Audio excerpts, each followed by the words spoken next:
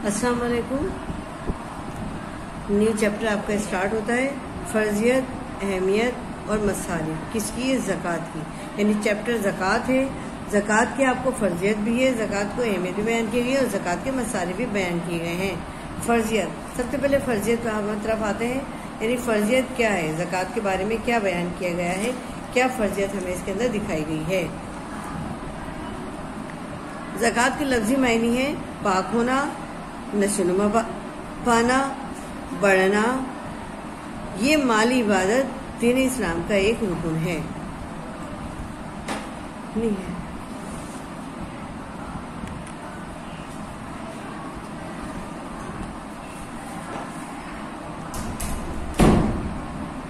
यानी एक माली इबादत है, दीन इस्लाम का एक रुकन है जो एक साहिब निसाब मुसलमान अपने माल में से एक खास शरअ के मुताबिक फर्ज है।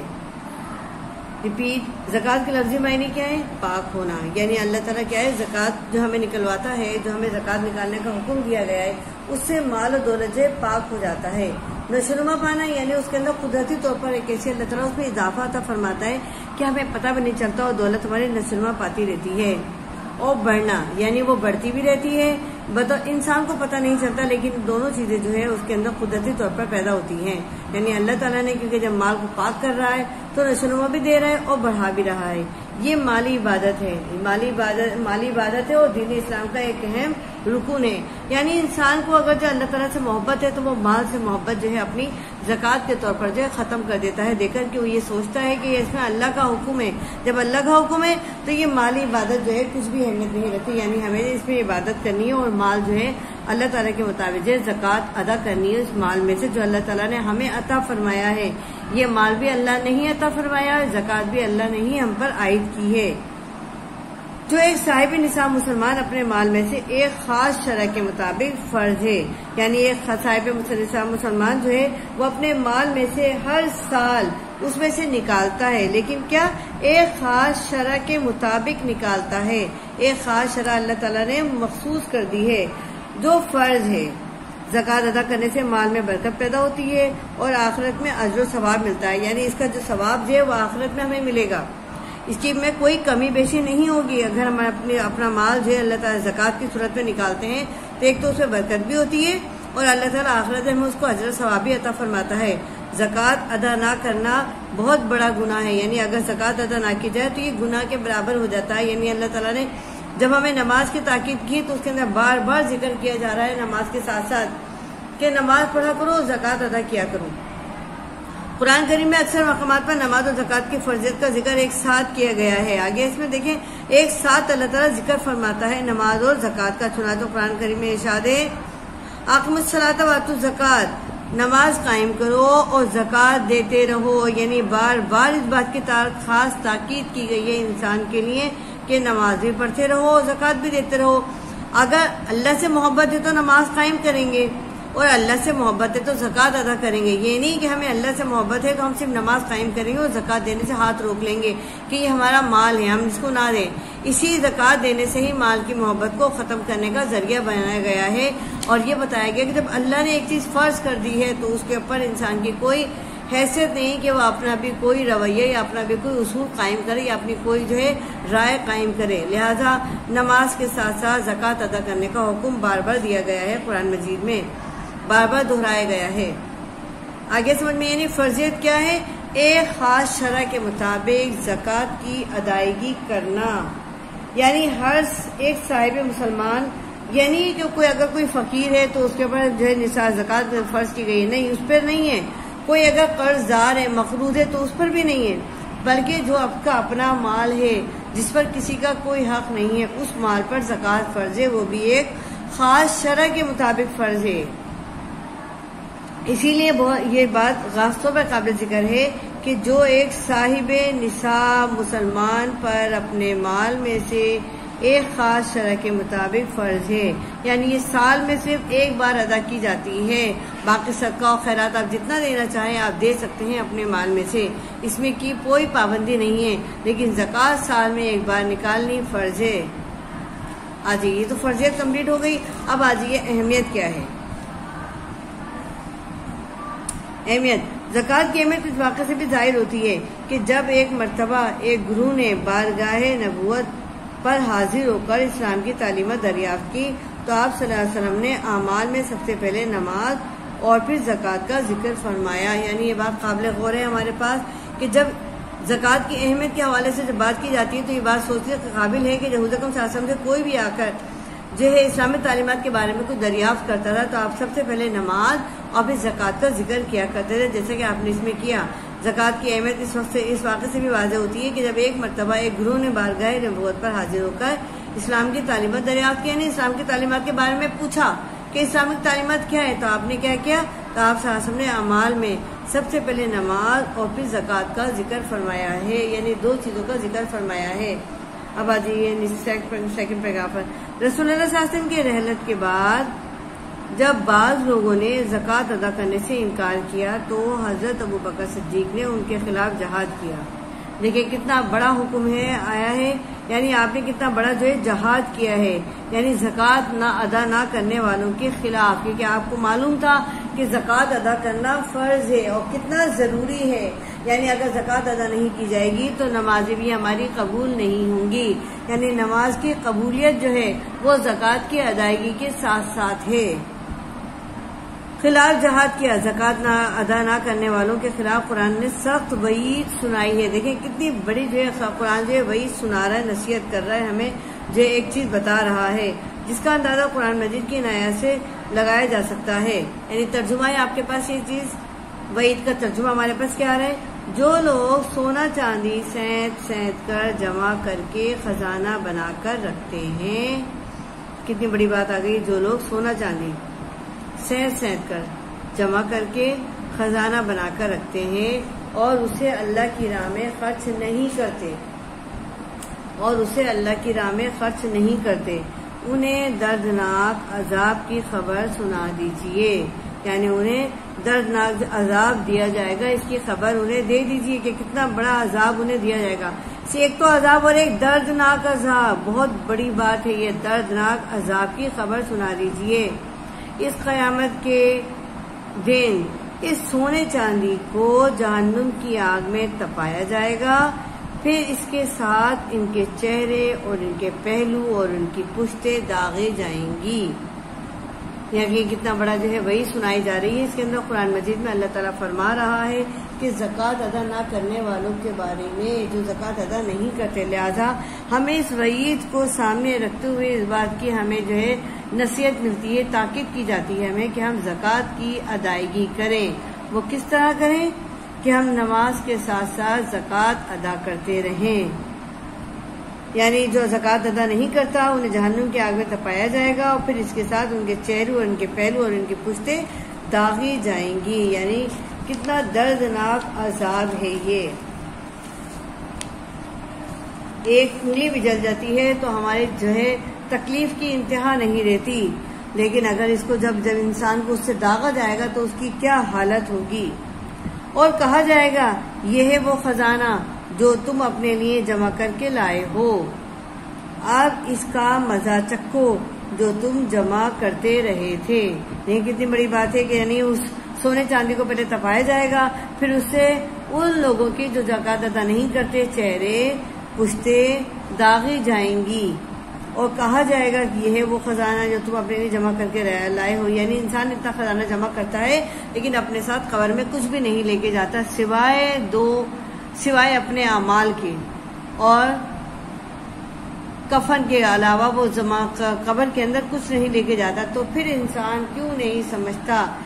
سورہ اثر کی جو ہے آیت مبارکہ ہے، سورہ اثر میں اللہ تعالیٰ فرماتا ہے بے شک انسان بڑے نقصان میں ہے سوائے ان لوگوں کے جو ایمان لائے اور نیک عمل کرتے رہے اور حق بات کی تلقین کرتے رہے اور صبر کی تاکید کرتے رہے. یعنی جو ہے انسان واقعی بڑے خسارے میں، سب کچھ معلوم ہونے کے باوجود انسان جو ہے دولت سے محبت کرتا ہے، اور یہی دولت سے محبت جو ہے اللہ تعالیٰ نے زکوٰۃ کی صورت میں ختم کرنے کی کوشش کی ہے کہ زکوٰۃ ادا کرنے سے دولت کی محبت ختم ہو جاتی ہے اور اللہ کی محبت بڑھ جاتی ہے. سورہ توبہ میں اللہ تعالیٰ ارشاد فرماتا ہے آیت نمبر 34 اور 35 میں، زکوٰۃ سماجی فلاح بہبود کا بہترین ذریعہ ہے. یعنی ہماری سماجی فلاح بہبود اگر دیکھا جائے تو اس کا بہترین ذریعہ ہے. پہلے کے زمانے میں یعنی خلفائے راشدین کے زمانے میں بھی جب زکوٰۃ ادا کی جاتی تھی تو اس سے لوگوں کی فلاح بہبود کے کام کیے جاتے تھے، ان کی مدد کی جاتی تھی، ان کے وظیفے مقرر کیے جاتے تھے، ان کے مہینے کا ان کا راشن ان کو پہنچایا جاتا تھا، اسی زکوٰۃ کے ذریعے پہنچایا جاتا تھا۔ اسی لیے زکوٰۃ فرض کر دی گئی ہے کہ جب زکوٰۃ جمع ہوگی، زکوٰۃ کا پیسہ جمع ہوگا تو لوگوں کی فلاح بہبود میں ہی کام آئے گا۔ زکوٰۃ کے ذریعے معاشرے کے محروم اور مفلس لوگوں کی کفالت ہو جاتی ہے۔ دیکھیں یہ بات کتنی بڑی بات آ گئی ہے۔ یہ بات انسان کو سوچنے سمجھنی چاہیے کہ ہمیں نہیں پتا وہ کون سے لوگ ہیں جو مفلس ہیں، جو جن کی کفالت کی جائے وہ کفالت کے مستحق ہیں، لہذا ہمیں تو نہیں معلوم، لیکن جب زکوٰۃ کا محکمہ یہ کام کرتا ہے تو اسے سب پتا ہوتا ہے، لہذا وہ اسی زکوٰۃ کے پیسے سے اس زکوٰۃ کے ذریعے معاشرے کے محروم اور مفلس لوگوں کی کفالت کرتا ہے، ان تک راشن پہنچاتا ہے، ان کی ضروریات زندگی کو پوری کرتا ہے، اور اس طرح معاشرے میں نفرت، انتقام کے بجائے ہمدردی اور احترام و باہمی محبت کے جذبات کو فروغ حاصل ہوتا ہے۔ آیا سمجھ میں؟ یعنی جب ہمارے معاشرے کے اندر کوئی مفلس نہیں رہے گا، کوئی کفالت کے قابل نہیں رہے گا، تو معاشرہ یقیناً وہ ہمدردی کے قابل ہو جائے گا، احترام کے قابل ہو جائے گا اور محبت کے قابل بنتا چلا جائے گا۔ کس سے؟ زکوٰۃ کی ادائیگی سے۔ جب معاشرے کے مستحق اور محروم افراد کی کفالت کی جائے گی تو معاشرے سے خود بخود نفرت اور انتقام کے جذبات ختم ہوتے چلے جائیں گے۔ ہم نے جو عام طور پر اپنی زندگی کے اندر دیکھا ہے، کوئی چھینا جھپٹی چل رہی ہے، روزگار لوگوں کے پاس نہیں ہے، کسی کا پرس چھین لیا، کسی کا گھر میں چوری کر لی، کسی کا پیسہ اٹھا لیا، کسی کی دکان میں گھس کر سامان لے گئے، تو یہ سب کیا ہے؟ جب ان لوگوں کی کفالت پوری نہیں ہوتی، ان کو کوئی ذریعہ نظر نہیں آتا، تو وہ اس طرح اپنی ضروریات زندگی پوری کرتے ہیں، جو کہ ایک غلط طریقہ ہے۔ اگر وہ اسی غلط طریقے کے بجائے صحیح طریقہ اپنائیں اور وہ محکمے کے افراد جو کہ زکوٰۃ کے محکمے کے افراد ہیں، اگر ان تک اپنی اپلیکیشن یعنی اپنی درخواستیں پہنچائیں تو اس کے ذریعے ان کی بے شمار ضروریات پوری ہو سکتی ہیں، اور نہ صرف ضروریات پوری ہو جائیں گی بلکہ ان کو روزگار بھی مل سکتا ہے، اور اس طرح معاشرے سے اس طرح کی بد نظمی اور چھینا جھپٹی کے جو واقعات ہوتے ہیں ان میں کافی حد تک کمی آتی چلی جائے گی اور لوگ برسر روزگار ہوتے چلے جائیں گے۔ ہمدردی و باہمی کے محبت کے جذبات کو فروغ حاصل ہوتا ہے۔ زکوٰۃ دینے والے کے دل میں مال کی محبت مٹ جاتی ہے اور اللہ کی رضا حاصل کرنے کا جذبہ غالب آ جاتا ہے۔ آگے سمجھ میں یہ اللہ تعالیٰ نے زکوٰۃ اسی لیے واجب کی ہے، ہم پر فرض کی ہے اسی لیے ہم پر کہ انسان کے دل سے یعنی مومن کے دل سے مال کی محبت ختم ہو جائے اور اللہ کی رضا حاصل کرنے کا جذبہ غالب آ جائے، یعنی اللہ کی رضا حاصل کرنے کا جذبہ بڑھتا چلا جائے انسان کے دل میں کہ اللہ تعالیٰ کی رضا زکوٰۃ ادا کرنے سے ہی حاصل ہوتی ہے۔ غریبوں سے ہمدردی ہو جاتی ہے اور دولت کی گردش میں آنے سے معاشرے کے افراد کی مالی حالت بہتر ہو جاتی ہے۔ دیکھیں اسی طرح کیا ہوتا ہے، ہم غریبوں کی مدد کرنے لگ جاتے ہیں اور دولت کی گردش میں آنے سے کیا ہوتا ہے، معاشرے کے افراد کی مالی حالت بہتر ہو جاتی ہے۔ وہ پیسہ، وہ مال جو تجوریوں میں بند ہے، جو لاکروں میں رکھا ہوا ہے، اس سے بہتر ہے کہ وہ معاشرے کے فلاح و بہبود پر خرچ کیا جائے، معاشرے کے افراد کی مالی حالت بہتر کرنے پر توجہ دی جائے۔ اس طرح کیا ہوتا ہے کہ لوگوں کو نہ صرف فائدہ ہوتا ہے، معاشرہ بہتر ہوتا ہے، بلکہ اللہ تعالیٰ کی رضا بھی ہمیں حاصل ہو جاتی ہے۔ کہتے ہیں کہ حدیث مبارکہ میں کہ وہ لوگ دو شخص وہ رشک کے قابل ہیں، ایک وہ جنہیں اللہ تعالیٰ نے مال عطا کیا، وہ اللہ کی راہ میں دن رات اسے لٹاتا ہے، اور وہ جسے اللہ تعالیٰ نے علم عطا کیا وہ دن رات اسے علم میں لٹاتا ہے، یعنی علم خرچ کرنے کی طرف توجہ دیتا ہے، علم کے لیے وہ اپنے آپ کو صرف کر دیتا ہے، یعنی اللہ تعالیٰ کے لیے مال کی محبت بھی ختم ہو جاتی ہے اور اللہ تعالیٰ کی معرفت بھی حاصل ہو جاتی ہے، وہ دن رات اس میں لگا رہتا ہے اور اس سے اللہ تعالیٰ کی رضا حاصل ہوتی ہے۔ مصارف زکوٰۃ ہمارے پاس آ رہے ہیں۔ قرآن کریم کے اندر مصارف زکوٰۃ کتنے 8 بیان کیے گئے ہیں، یعنی 8 مصارف زکوٰۃ ہیں۔ کون کون سے ہیں یہ دیکھیے، مصارف زکوٰۃ کون کون سے؟ فقراء، مساکین، عاملین زکوٰۃ کے محکمے، عاملین یعنی زکوٰۃ کے محکمے کے ملازمین، تالیف قلب، رقاب ہے، غارمین ہے، قرض دار ہے، فی سبیل اللہ ہے، اور ابن سبیل ہے یعنی مسافر لوگ ہیں۔ اب آ جائیے اسٹارٹ پہ، مصارف کیا ہے ہمارے پاس؟ قرآن کریم نے زکوٰۃ کے 8 مصارف بیان کیے ہیں۔ آج یہ ترجمہ ہے ہمارے پاس، زکوٰۃ تو غریبوں، مسکینوں، زکوٰۃ کے محکمے میں کام کرنے والوں اور ان لوگوں کے لیے ہے جن کے دلوں کو اسلام کی طرف جوڑنا ہے اور گردن چھڑانے میں غلامی کو آزاد کرانا ہے، یعنی غلاموں کو آزاد کرانا ہے جو تاوان بھرے، قرض دار اور خدا کی راہ میں اور مسافروں کے سلسلے میں یہ خدا کی طرف سے ٹھہرا ہوا ہے، یعنی ٹھہرایا ہوا ہے، اور اللہ جاننے والا اور حکمت والا ہے، یعنی اللہ تعالیٰ بہتر جانتا ہے کہ یہ اللہ تعالیٰ نے مصارف زکوٰۃ کے حوالے سے جو ہے زکوٰۃ جب ہم ادا کریں گے تو کن کو لیں گے، کن کے لیے زیادہ مستحق ہے، کہ ہمیں اللہ تعالیٰ نے اس کے اندر ہمیں سب کچھ صاف صاف پہنچا دیا ہے۔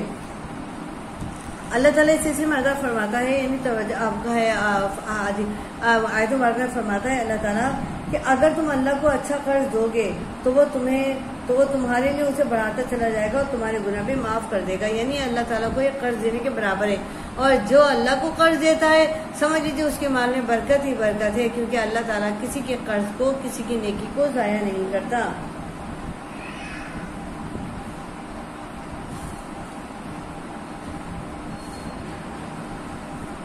اب آ جائیے مصارف زکوٰۃ کے حوالے سے بات کر رہے ہیں ہم، یعنی اس کے اندر مصارف زکوٰۃ کون کون سے؟ پہلا ہمارے پاس آتا ہے فقراء، یعنی فقراء کون ہے ہمارے پاس؟ فقراء کون کہلاتے ہیں ہمارے پاس؟ وہ کہلاتے ہیں فقراء جن سے مراد وہ ہے جو چاہے وہ مرد ہو یا عورت ہو، جس کے پاس نصاب کے برابر مال موجود نہ ہو اور جو اپنے گزر اوقات کے لیے دوسروں کی مدد و تعاون کا محتاج ہو، وہ فقراء کہلاتا ہے۔ آپ نے اکثر دیکھا ہوگا کہ ہمارے معاشرے کے اندر اکثر لوگ ہاتھ پھیلا کر مانگتے ہیں، یعنی یہ وہ لوگ ہیں جو ہم سے اپنی مدد کے لیے سوال کرتے ہیں، یعنی اپنی جو ہے روزمرہ زندگی کے لیے ہم سے ہمارے آگے ہاتھ پھیلاتے ہیں، تو یہ فقراء میں شامل ہوتے ہیں۔ اب مساکین میں آ جائیے، مساکین کون سے ہیں؟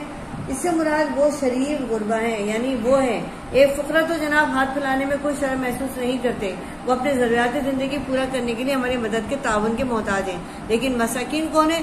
مساکین وہ شریف غربا ہیں، وہ شریف لوگ ہیں جو بیچارے نہایت ہی خستہ حال ہوتے ہیں لیکن شرم کے مارے ہاتھ نہیں پھیلاتے کسی کے آگے، وہ مساکین میں شمار ہوتے ہیں، وہ مساکین کہلاتے ہیں جو مستحق ہونے کے باوجود جن کی کفالت پوری نہیں ہو رہی، جن کی ضروریاتیں پوری نہیں ہو رہی ہیں، ضروریات زندگی میں جو پریشان ہے، جن کی مالی حالت بہت خراب ہے، لیکن پھر بھی شرم کے مارے کسی سے اپنی جو ہے رودا سناتے نہیں ہیں، اپنی تکلیف بیان نہیں کرتے، وہ کسی کے آگے ہاتھ نہیں پھیلاتے، یہ مساکین کہلاتے ہیں۔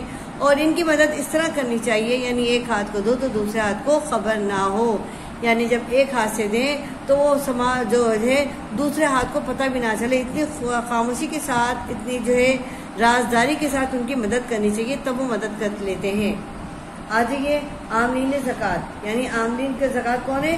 زکوٰۃ کے محکمے کے ملازمین، ظاہر زکوٰۃ کے جو محکمے کے ملازمین زکوٰۃ ادا کریں گے تو ان کا روزگار، ذریعہ معاش کچھ اور دوسرا تو نہیں ہوگا، لہٰذا وہ زکوٰۃ کے محکمے کے ملازمین جو ہے وہیں سے تنخواہیں وصول کرتے ہیں، لہٰذا وہ بھی زکوٰۃ لینے کے مستحق کہلاتے ہیں، یعنی وہ زکوٰۃ کے جمع کرنے والے سرکاری ملازمین بھی ہیں جو زکوٰۃ کا اس میں زکوٰۃ کے نگران بھی ہیں، منتظم ہے، سحر تحریر کرنے والا بھی ہے، یعنی سیکریٹری کو بھی زکوٰۃ دی جا سکتی ہے، یعنی وہ تمام لوگ ہیں جس کے اندر کام کرتے ہیں وہ زکوٰۃ لینے کے مستحق ہیں۔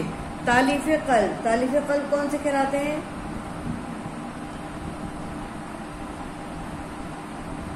اس میں وہ لوگ ہیں جن کی جو ہے دلجوئی کی جائے، یعنی فار ایگزامپل جو اسلام کے مفاد میں ان کو ہمنوا بنانا ہے تو ان کی مخالفت کے جوش کو ٹھنڈا کرنا ہے، آیت میں یہ ٹھنڈا کرنا ہوتا ہے، یعنی ان کی پیسے سے مدد کر دی جائے تو ان کی جو مخالفت کا جوش جو ان کے اندر دلوں کے اندر پروان چڑھ رہا ہے وہ ٹھنڈا ہو جاتا ہے، اور وہ اسلام کے بارے میں یا جو ہے اسلام کے مخالف نہیں رہتے، مسلمانوں کے مخالف نہیں رہتے، بلکہ وہ ٹھنڈے ہو جاتے ہیں کیونکہ ان کی ضروریات زندگی پیسے سے پوری کی جا رہی ہیں، لہٰذا وہ ضرورت ہی نہیں پڑتی ان کو جوش و جذبہ دکھانے کے لیے اسلام کے خلاف، اس طرح ان کا جو ہے جوش و جذبہ جو ہے زکوٰۃ ادا کرنے سے ان کا ٹھنڈا ہو جاتا ہے، ان کی مدد کرنا ٹھنڈا ہو جاتا ہے۔ اب ہمارے پاس رقاب کون ہے ہمارے پاس؟ اس سے مراد وہ لوگ ہیں جو غلامی کی زنجیروں میں جکڑے ہوئے ہیں اور مالکوں کو رقم ادا کر کے آزاد ہونا چاہتے ہیں، یعنی اپنے مالکوں کو تاوان ادا کرتے ہیں، رقم ادا کرتے ہیں، یعنی وہ رقم ادا کر کے آزاد ہونے چاہتے ہیں، تو ان لوگوں کی زکوٰۃ سے اتنی مدد کر دی جائے کہ وہ آزاد ہو جائیں اور اپنی آزاد زندگی گزاریں اور کسی کے محکوم نہ رہیں، کسی کے غلام بن کر زندگی نہ گزاریں۔ غارمین کون ہے؟ دیکھیے کون ہے ہمارے پاس؟ غارمین وہ لوگ ہیں جو قرض کے بوجھ تلے دبے ہوئے ہیں، جو بوجھ ان کا قرض ہے بہت زیادہ ہے، لہذا ان کے لیے یہ حکم ہے کہ ان کو زکوٰۃ سے اتنی رقم دے دی جائے کہ وہ اپنا جو ہے بوجھ ہے، یعنی زکوٰۃ کے سلسلے میں جو ان کے پر جو ہے قرض عائد ہے وہ اتار دیں، یعنی زکوٰۃ سے محکمے سے لے کر پیسہ لے کر وہ قرض ان کا اتار دیں، یعنی زکوٰۃ کے محکمے والے ان کی مدد کریں۔ لیکن کیا ہے، اس کے لیے خاص طور پہ ایک چیز کا حکم ہے، یعنی وہ اللہ اور رسول کی نافرمانی نہ کریں، فراوانی میں مقروض نہ ہو، یعنی وہ قرض میں تو ہوں لیکن اللہ اور رسول کی نافرمانی نہ کرتے ہوئے نظر نہ آئیں، ان لوگوں کی مدد کی جائے۔ ابھی آ رہا ہے یعنی غارمین یعنی قرض دار ہیں۔ اب آ رہا ہے آپ کے پاس فی سبیل اللہ، یعنی وہ لوگ جو اللہ کی راہ میں بلا عذر یعنی بلا جو ہے سبب جو ہے یا بلا جو ہے تحقیق کے یا پھر جو ہے کچھ لیے بغیر جو ہے اللہ تعالیٰ کی مدد کرتے ہیں اللہ تعالیٰ کے نام پر، کہ انہیں کسی سے کوئی غرض نہیں ہے، وہ اللہ تعالیٰ کی جب مدد کر رہے ہیں تو کسی سے کچھ لینا نہیں چاہتے، فی سبیل اللہ کرتے ہیں، اللہ کے نام پر کرتے ہیں، یعنی وہ ایسے لوگوں کی مدد کرتے ہیں جو جہاد کرنے والوں جو جہاد کرتے ہیں ان کی مدد کرتے ہیں فی سبیل اللہ کے طور پر، اللہ تعالیٰ کے جو ایسے لوگوں کی مدد کرتے ہیں، اور جو ہے دین کے کاموں میں اشاعت کے سلسلے میں اور اسلام کی تبلیغ کے سلسلے میں اپنا پیسہ خرچ کرتے ہیں، یعنی یہ وہ وہاں اپنا پیسہ خرچ کرتے ہیں فی سبیل اللہ کرتے ہیں جس سے انہیں لوگوں سے امید نہیں ہوتی ہے، یعنی زکوٰۃ کے سلسلے میں بھی جو ہے وہ ایسے لوگوں کی مدد کرتے ہیں جو جہاد کرنے والے ہیں، ان کے گھر جو وہاں جہاد کرنے چلے جائیں گے تو ان کے گھروں کی جو ہے کفالت کرتے ہیں، ان کے گھروں میں جو ہے امداد پہنچاتے ہیں، یعنی ان کی ضروریات زندگی پوری کرتے ہیں ان کے پیچھے، کیونکہ وہ جہاد کر رہے ہوتے ہیں۔ دوسرا کیا ہے، وہ جو ہے دین کے سلسلے میں اشاعت کرتے ہیں، اپنا پیسہ خرچ کرتے ہیں، جہاد کے سلسلے میں پیسہ خرچے ہیں اور کسی سے کچھ لینے کی انہیں امید نہیں رکھتے۔ لاسٹ ہے ہمارے پاس ابن سبیل یعنی مسافر ہے، یعنی ایسا مسافر ہے اس کے اندر جو ویسے تو اپنے گھر میں بہت زیادہ جو ہے امیر کبیر ہے، بہت زیادہ خوشحال ہے، لیکن جب وہ حالات سفر میں گیا تو اس کے ساتھ ایسا واقعہ پیش آ گیا کہ اس سے مال چھین لیا گیا، اس کا جو ہے سامان چھین لیا گیا، اس کو بے سامان اور بے جو ہے اس کو مال کر دیا گیا۔ تو ایسا مسافر بھی اگر آپ سے مدد کا مستحق ہے تو وہ آپ کو چاہیے کہ اس میں سے مال زکوٰۃ کے محکمے سے لے کر مال اس کو ادا کر دیا جائے، تاکہ وہ اس کو اتنا دے دیا جائے کہ وہ جو ہے گھر جو ہے باخوشی آرام کے ساتھ پہنچ سکے، تاکہ جو ہے راستے کی مشکلات اس کو آسان پڑ جائیں اور اس کو راستے کی مشکلات سے چھٹکارا بھی مل سکے۔ یعنی یہ جو ہے ہمارے پاس زکوٰۃ کے مصارف ہیں، ان زکوٰۃ کے وہ مصارف ہیں، یعنی یہ وہ لوگ ہیں جو معاشرے کے اندر جو زکوٰۃ لینے کے مستحق ہیں، جنہیں زکوٰۃ ادا کی جائے، یعنی زکوٰۃ ادا کرنے کے لیے بہت ضروری ہے کہ ان کی پہلے تحقیق کر لی جائے جن کو آپ زکوٰۃ دے رہے ہیں۔ ایسا نہ ہو اچھے کھاتے پیتے لوگ جو ہیں بعض اوقات جو زکوٰۃ لے لیتے ہیں اور وہ زکوٰۃ لینے کے مستحق نہیں ہوتے لیکن پھر بھی زکوٰۃ لے لیتے ہیں۔ زکوٰۃ دیتے وقت پہلے اپنے قریبی رشتہ داروں کا خیال رکھا جائے، یعنی جو آپ کے قریب میں لوگ ہیں پہلے ان کا خیال رکھا جائے کہ ان کی جو ہے مدد کی جائے، ان کی کفالت ہو جائے خاموشی کے ساتھ۔ باہر کے لوگوں کو بعد میں ترجیح دی جائے، یعنی بعد کے لوگوں کو بعد میں ترجیح دی جائے، یعنی بعد میں دی جائے، پہلے اپنے قریب رشتہ داروں کو دیکھا جائے، اس کے بعد باہر کے لوگوں کو دی جائے۔ اس طرح جو لوگ خود بڑھ کر سوال نہیں کرتے، غربت کے باوجود خوددار ہوتے ہیں اور غیرت مند ہوتے ہیں، انہیں تلاش کر کے زکوٰۃ صدقات دیے جائیں، یعنی ایسے لوگ جو کسی کے سامنے ہاتھ نہیں پھیلاتے، غریب ہونے کے باوجود، ضروریات زندگی پوری نہ ہونے کے باوجود پھر بھی بڑے خوددار ہوتے ہیں اور غیرت مند ہوتے ہیں اور کسی سے مانگتے نہیں ہیں۔ تو لہذا ایسے لوگوں سے سوال نہ کہ جو سوال بھی نہیں کرتے، سوال کرنے کے بجائے ان کی خاموشی کے ساتھ مدد کر دیجیے گا زکوٰۃ و خیرات سے، تاکہ اس طرح ہمارا معاشرہ جو ہے وہ خوشحال ہو جائے، پیسہ جو ہے زکوٰۃ کی صورت میں جو ہے گردش میں آ جائے۔ جب گردش میں آئے گا تو خود بخود لوگوں کے جو ہے مسائل حل ہوتے چلے جائیں گے اور لوگ جو ہے پریشانیوں سے نکلتے چلے جائیں گے۔ یہ زکوٰۃ کے مصارف آپ کے پاس۔ اب آپ جو ہے تمام سوالات اپنے یاد کیجیے، 1 2 3 4 4 سوالات اچھی طرح سے یاد کیجیے۔ زکوٰۃ کے مصارف اور زکوٰۃ کے سوالات نوٹس میں سے نکال کے یاد کیجیے، بہت اچھا آپ کو یاد ہوگا، توجہ سے یاد کیجیے تاکہ آپ کی تیاری ہو جائے۔ Best of look.